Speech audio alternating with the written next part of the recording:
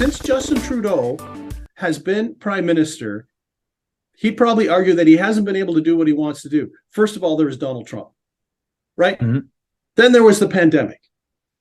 Then there was the Freedom Convoy. It's kind of like, I don't want to use the word excuse, but there is a reason why the Liberals have not been able to deliver and focus on their agenda, because there are other events, massive events, that have overtaken them. But two words, I think so. So they've been kind of probably want to try to get back on the on a Liberal agenda and try to deliver some things, because TikTok, the 2025 is coming. But two words in terms of the prediction for 2023 for the Liberals: Hunger Games, Michael. Hunger wow. Games, right? And this is going to have to do with speculation as to whether Justin Trudeau stays on as the leader of the Liberal Party, jockeying within cabinet and caucus amongst different contenders for the job.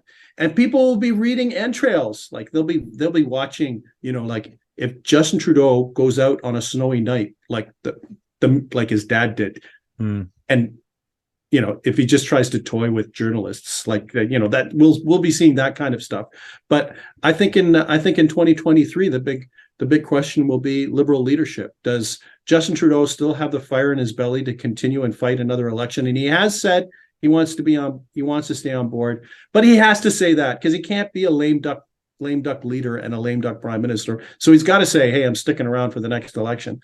But people, I think, will be putting him under the microscope, watching and listening to everything that he says and does, to see if there are any signals as to his future staying on as the leader of the Liberal Party, or perhaps not staying on. So, and there'll be folks kind of very awkwardly shuffling around and positioning while still positioning themselves for a leadership bid, while still being loyal to Justin Trudeau.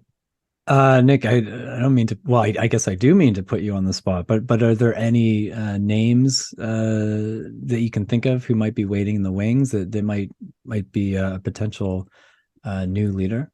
Well, there's the Chrystia Freeland obviously has to be a top contender. I think Chrystia Freeland has now become kind of the new C.D. Howe, the Minister of Everything. Right? Mm-hmm. She's the Minister of Finance, which is a top portfolio that really drives the government agenda and makes sure things happens and is funded and is well organized. But she's also still involved in foreign policy and still speaks on other issues, and has been a real loyalist to Justin Trudeau. Champagne would be another key contender. He's performed well in his portfolio. More corporate and business-like would probably be, as opposed to, I won't call him a super progressive. He is a progressive, absolutely, but a little more focused on economic issues. He would be a key contender. Melanie Joly, his name comes up a lot. She was actually critical. She's been rewarded with cabinet posts because of her because of politically the service that she's done to the Liberal Party in the Quebec and Montreal region has really helped the Liberals in the last couple of elections, especially. So that, those are the top names, and who knows whether there could be an outsider. Names like Mark Carney, the former governor. Why don't we just former governor of the Bank of Canada, former governor of the Bank of England? His name periodically comes up. But so there are people within the cabinet that are contenders, and perhaps even some outsiders right now.